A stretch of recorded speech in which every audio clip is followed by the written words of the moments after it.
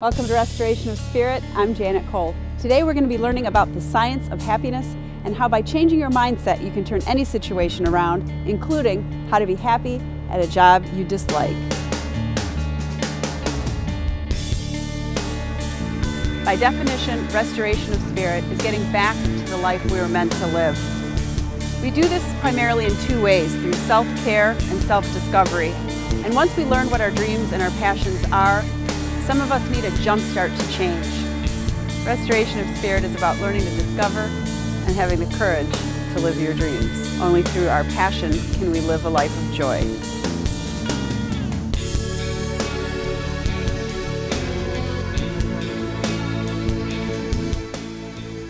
Joining us today will be Ira Dym, the managing partner of 3,000 Thoughts, a consulting, coaching, and training firm specializing in the science of happiness in the workplace. Joining me today is Ira. Welcome to the show, Ira. Hi, thanks, Janet. Glad to be here. It's good to have you here. Yeah, it's fun. Well, you're going to tell us how to be happy in a job you hate, and I am really curious how to be happy in a alleged negative environment, or as I like to say, how to go from crappy to happy. So how do you do it? Yeah.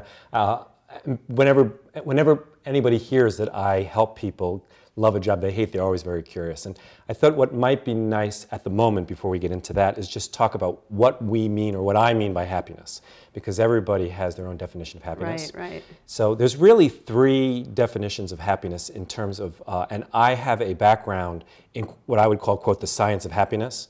So when I think of happiness, it's in one of three areas. One is, and it's one that we all know, is kind of emotional happiness. It's those highs that we get, those 20-second bursts of emotion, and the emotional happiness. So when you get engaged to be married, or when you have your first child, or when you're even on a roller coaster, those bursts of emotion.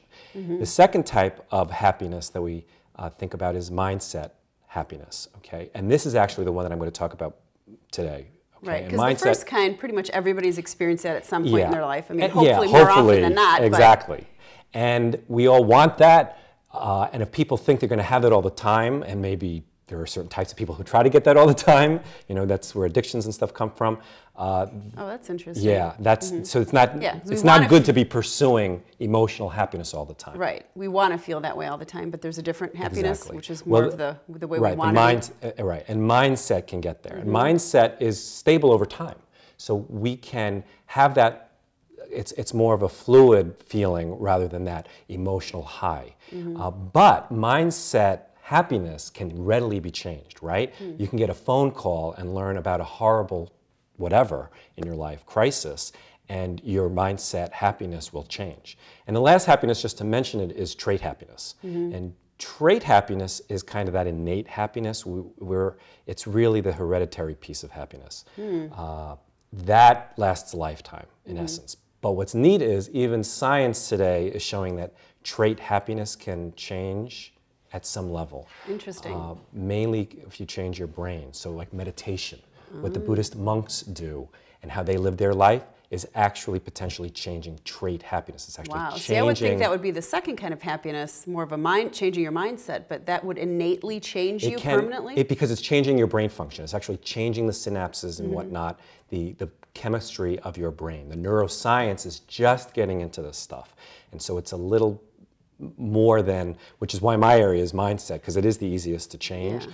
Scientists... Well, I love that they're now studying and researching meditation and finding the health benefits to it. It's like, finally, they believe us. Yep, there's this whole self-determination theory that goes into that. It's the whole mindfulness concept. Right, exactly.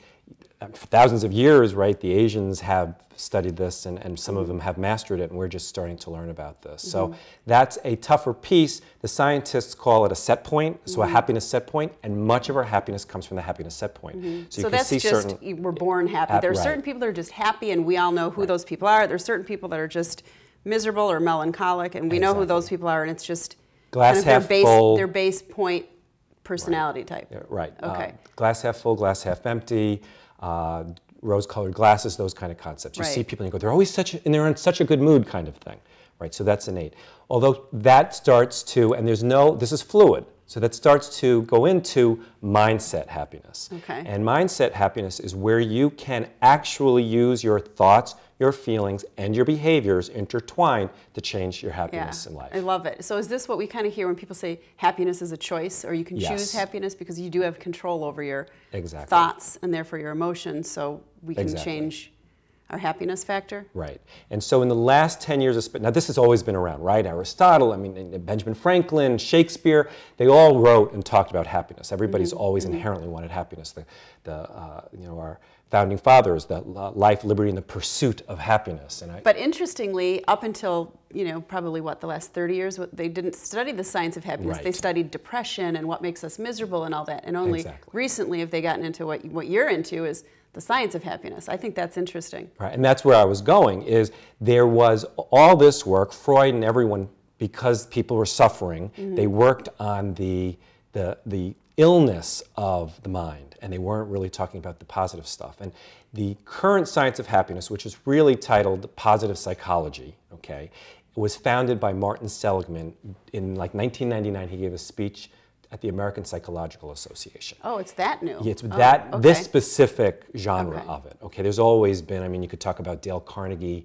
It was out in the 30s, how to be happy and influence people, or whatever, how to win friends and influence people. That was on that genre. And people were writing about it, but I don't think the research really started until later. Right, and even Tony Robbins talks about the same kind of concepts, but he came up with them, or he took it from writings and learnings and biblical stuff even. There's all this hypotheses that have been out there, but the science wasn't really there. So Martin Seligman said at the time, we need to be studying what makes people flourish, what makes people thrive. And so it became known as the science of happiness. It has actually expanded now to where they call it really the science of subjective well-being. So it's kind of your well-beingness. I like the science of happiness better. But it's fascinating, because it actually gets into the well-being piece, because what they found in all these studies and the research is not only does it make us feel better, but it actually makes us healthier. So there is proof now that the happier you are, the chances are you'll live longer, that you'll be healthier.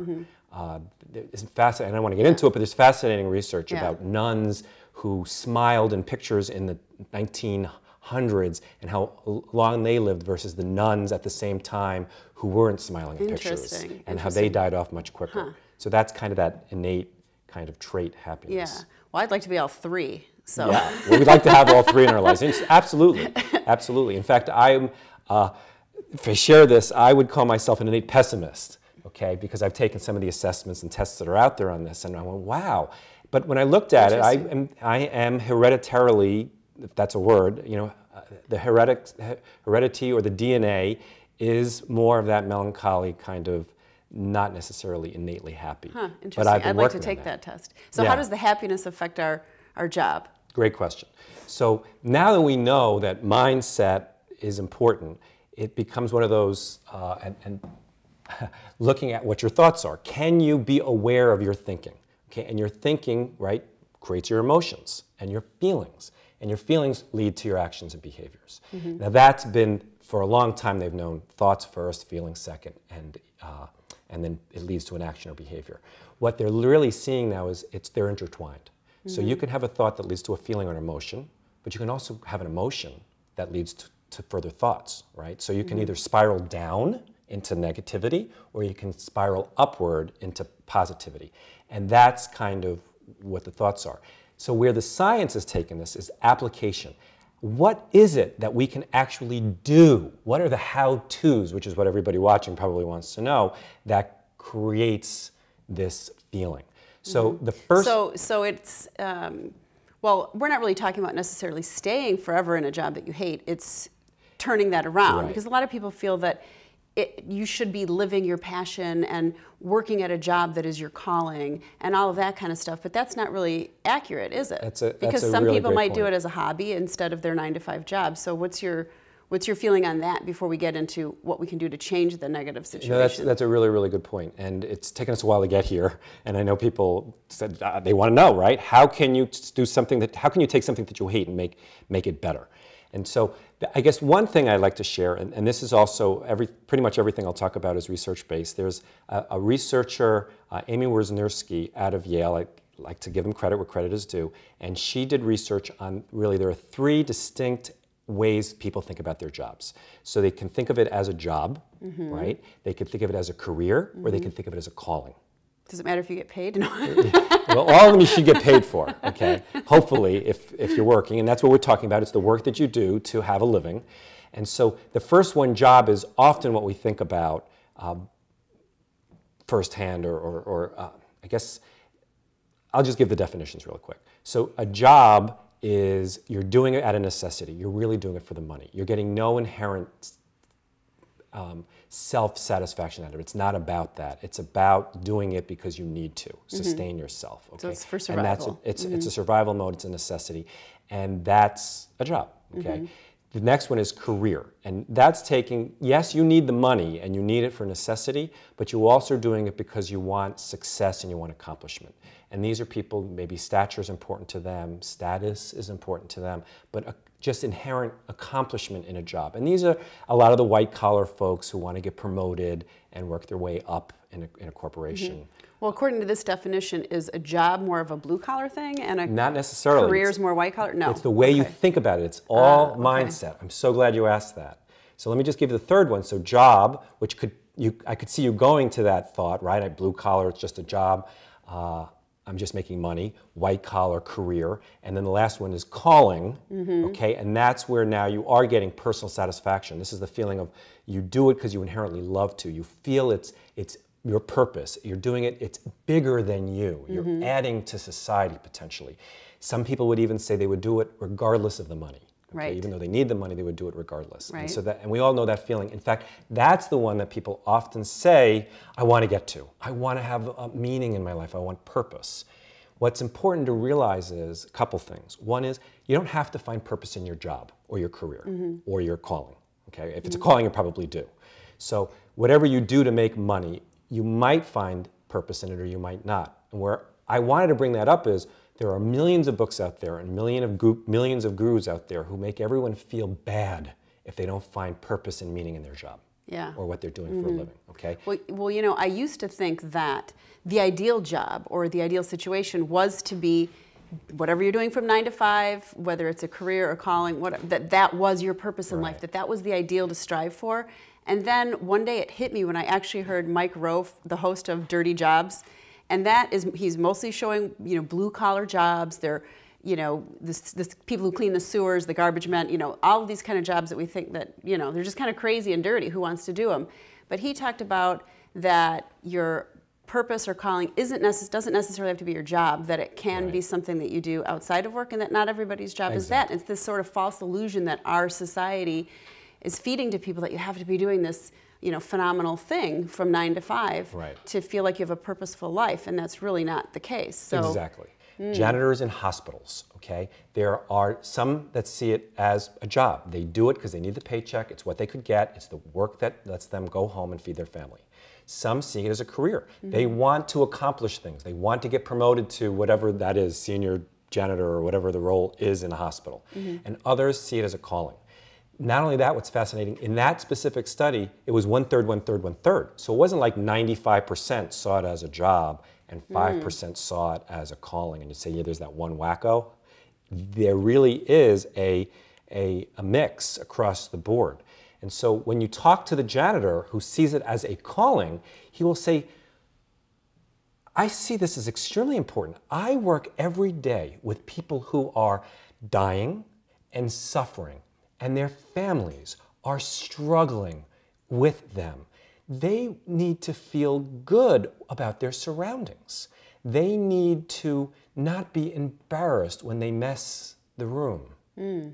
For whatever reason, they mess the room. And so that is so they see their role as important and useful and helpful there. And yet doctors on the other side, in the same hospital, across the board, some will see it as a job. They do their job, they're doctors, that's what they became, they have a nice living, but it's no more than that. And others, of course, can work their way up. It's a career or a calling. That's a beautiful example. Actually, at my kid's school, there's the school janitor I always say he's the happiest person on earth. You know, and you think he's cleaning the school on a daily basis. but he is just so happy. I swear, you never see the guy without a huge grin on his face. And whenever I see him, it makes me smile. I feel, I want to say hi, and it boosts my mood and it elevates me to a different place. I mean, maybe he's the third type of happy, that he's just one of those innately happy people, which, I would assume he is, because, he's one of those just off the charts, like glowing, happy people. But it could be that he feels what he's doing there is his purpose, or it could be that it's his mindset. It could be all three. And in his case, maybe it is. But and he may get bursts of emotions because he's realizing what he's doing, which is the emotional happiness. There's probably a combination, like you said. Okay. And often people, when they see somebody like that, they can't assume it's the job, and they assume, oh, he's just a happy person. We don't know. And it's probably, they do bleed into each other. So one can help. So if he is inherently a happy person, he may have mindset happiness because of that. It's easier, which is why there are ways, which we'll get to try to improve your mindset happiness.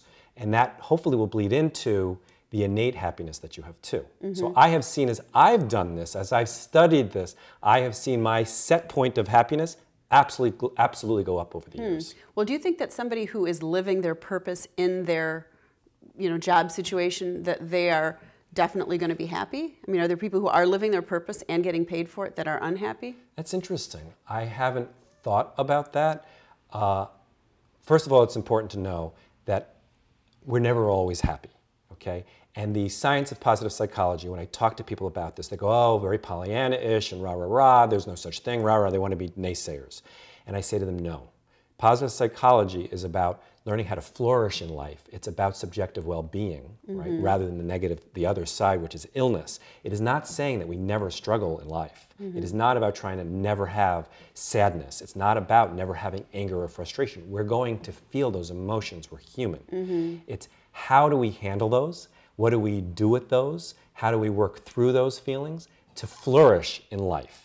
Okay, which is why I think the scientists have now kind of changed it from the science of happiness to more of well-being, because there's it sounds more realistic. It's more realistic. More attainable. Exactly. So that janitor may have a purpose, see his job as a purpose, and he may innately be an optimist, but he's going to have moments of sadness in his life. Well, sure, we all do. Exactly. Yeah. And so he may have a bad day at work, but it doesn't mean that he's not in the place where we're all... That he doesn't feel good about his life and he's overall. flourishing. Okay. In fact, when you're in this, it leads to other things such as resilience, which is very important too. So he may, where somebody might hear bad news, his mother might die or something, he could be upset or sad in that job for several weeks, where others could be for years and never bounce back. So if we're in a job that we dislike, and it could be because we know it's not our purpose and that's frustrating us, it could be that it's just an unpleasant job, it could be that we're stuck there and trying to get out, but because of the current economy we can't, whatever the reason we're in a job that we hate,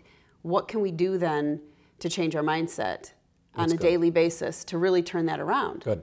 Okay. Because that's where all this is really leading. Yeah. Absolutely. So it's great.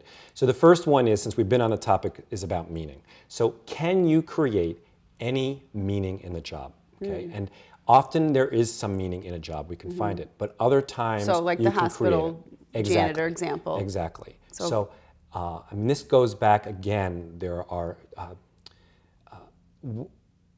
even in negative situations, conflicts at work, dysfunctional teams. People can say, I hate my boss, okay? There are probably ways of creating meaning in the job that are either bigger than you or you see that you have a value, okay? Now, that's what I do. I gotta say, a specific example isn't coming to mind at the moment, but that's what I do with, like in my executive coaching and in my organization. That's specifically what we do. We look at an organization. What are the values of the organization? What is the mission and vision of the organization? And what's your specific job and what are your goals? And how can we create meaning within that? And there's very rarely a job. I mean, we have talked, you and I have talked offline once about even garbage men, right? How could you find any meaning in that? Well, if we don't have our garbage picked up, that might be okay for a week, even 2. Maybe 3 in the winter, but after a while, the community is going to really suffer, okay? And in fact, it's going to get mighty darn right uncomfortable, and people will start getting ill if we never have garbage pickup. So you can roll your eyes at that, but if a garbage man or waste disposal folks start realizing the impact of what they do to society and the community, they can feel different about being on that truck every day. Yeah, definitely. So that's kind of the idea. And all of us, too, when we realize that and put things in perspective and have gratitude for that, it can also make us look at their job as not some, dirty thing that nobody wants to do, but as this necessary thing. And I think that's kind of the example I was giving with what Mike Rose said, is that, there is value and meaning to all of those jobs. They are all necessary. Somebody has to do them.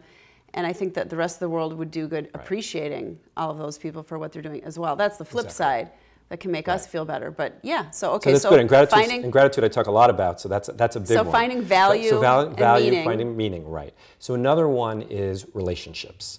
Almost every job has some level of relationships. And I mentioned before, it might be about the boss. A lot of job satisfaction comes from boss satisfaction. And you may not have that relationship with your boss, but you may be able to find other relationships within the organization or even without. The example I like to use, and they've actually, I think a 2020 episode did an episode about happiness, and they talked to a toll booth operator. Right now, this person spends the day alone. Yeah. There is a toll booth operator who absolutely not only sees her job having purpose and meaning, but she loves it. She looks forward to it because she sees the same people every day. Oh, really? And those people want to go to that toll booth because they know they're going to get a little happy smile from this toll booth operator. So she's created a world where her mind has led her to be able to really thrive in that job. Right? So even a job where you think there aren't any relationships because you're not working with any coworkers. She found it. So she looks forward to seeing Charlie and Sam and Tabitha or whoever every day. Drive through. And she comes in with a joke every day, and she knows that they're looking forward to it. So she's created meaning. I'm to make them happy is the meaning. That's great. I'm to make them feel good on a Monday morning going to work and being in this traffic. And they do feel better. So she has really added value to people's lives being a toll booth operator. Wow, that's great. Okay, so relationships. So relationships is another one. Engagement is another big piece, being engaged, okay? So I actually, to me that's a very corporate word, being engaged. I like to think of it as focus. I would say that toll booth operator also is very focused, right? If she knows she needs to make people happy today or make them laugh or smile, she's going to work, or the night before, she's writing a joke. She's coming up with something she's going to say to be different. She is focused for 20 minutes on her job. That focus also leads to happiness, okay? In fact, the science shows that if you focus enough on topics, you get into something called flow. And flow is where time just goes and you don't even realize, oh my God, I can't believe the time passed kind of feeling. We've all had that. Right. And so that is because you're very focused on whatever you're doing. See, I would never have thought in a job that I'm doing that I dislike, whether it's, a personal job, even like my accounting or paying bills. You've never thought of changing my mindset and looking at the value of it differently in order to actually get in the flow, because those are the things that I just avoid doing. And so I can imagine somebody who's dreading going to work every day because they're so sick of this job they hate, to think that, oh, I can change my focus while I'm at work, whether it's affecting the people I'm working with or like the toll booth, the people that are coming through, to actually create flow in a situation you don't like. I would never have thought to try to create that. That's a good one. And some people's minds, it's exactly right. And what we're talking about, some of this is easier for some than others, okay? And that's why the organizations like mine exist. So people may need help in figuring out how to make this work, but it can be done. So if you take what I do, when I have a task, and organization is one of them, and computer things, I will just say 20 minutes, Ira, just 20 minutes. Okay, there are things I don't like to do, just 20 minutes. I could do that, and I'll start working on it, and the next thing I'll know, it'll be 90 minutes. And I'll have done more than I thought getting done, and I'll feel that level of accomplishment, which is another one I was going to mention. It's sort of like working out. You kind of don't want to do it. You've got to really psych yourself up, but then once you do it, you feel much better once you're done. Exactly. Yeah. And so engagement can lead to accomplishment, and accomplishment is another research shows that accomplishment it brings a lot of happiness. So it's kind of when I was a kid and I was counting signs, street signs, looking for the A, B's, and C's, I had a focus that got me into flow, making the 6-hour trip feel like minutes. And I had an accomplishment. If I found A through Z, that was great. I want to do it again. I want to do it again. Can I do it again? Can I do it 3 times? And that's what science is finding, that we are inherently those are the things that inherently make us happy. I'm And so going we to use want that to add, on the next road trip. yeah, exactly. And I have other little tricks like that. So those are the things that I would recommend to people. And there's dozens of things that the researchers have either found or are uncovering to try to do this, both at work and in your life. And what about people who are stuck in a job, maybe long-term or till retirement, that isn't their career calling? It's just a job. Bigger purpose, yeah. Well, what can they do? I would have to, it would depend on the situation. One is I would want to know from that person, do they find inherent happiness other ways? Are they happy in life in general? Okay, are they depressed, which is a different topic? Okay, or is it just the job? So if they say, I love my family, I love what I do on the weekends, it really is, they just see it as a job and they want it to be a job, it may not need to be any more than that. What we don't want to do as a society is make them feel bad about making it a job. What we do want to find out is, are they really inherently miserable for 8 hours a day, where we can try to make it at least pleasurable is what I'd want to. So it may not ever get to be this great joy, but pleasure in work is really up to you. Now, unless they're beating you or they're holding you against your will, I believe that you. But you talked a little bit about doing things outside of work that would bring you happiness. Sure. And so if you're in a job that you don't like, I can imagine that trying to do things outside of work that fill you up and feed your spirit and make you happy, that might even have a deeper purpose, would be pretty important. Can be, right. And that's why I say you have to look at the whole person, why it's that subjective well-being. What is important to you in life? What has brought you happiness in the past? What has not brought you happiness in the past? Do you feel you have any meaning or purpose? Is there something that resonates? Another piece of all this is, again, there's a lot of stuff out there, especially in the American society, about just find your purpose in life and you'll be happy. Well, you've given us a lot of great tools and exercises and things we can do to change our mindset. So I hope everybody out there can go from crappy to happy, and that everybody can find a little bit more pleasure and joy in their work, whether it's a job, a career, or a calling. So it's been so great having you here. And we're actually going to go outside and do a little restoring of our spirits now. So, all right, thanks.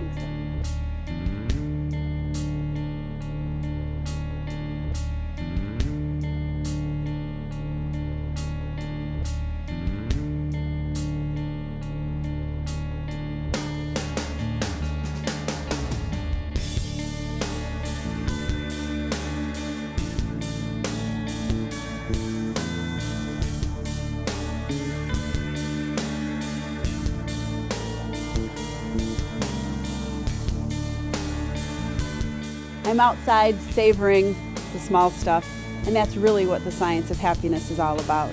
So remember that happiness is a choice, and I hope that you choose happiness today. I'm Janet Cole, and this has been Restoration of Spirit.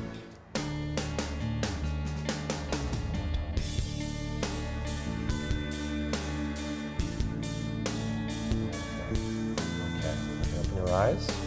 How do you feel? I feel really good. I feel, I pictured somebody in their cubicle doing this, of just taking a breather and a time out, of maybe being really stressed and frustrated at work, and then just taking a minute to just do that, and then all of a sudden feeling really happy and good. So it is very restorative, which is good for the show.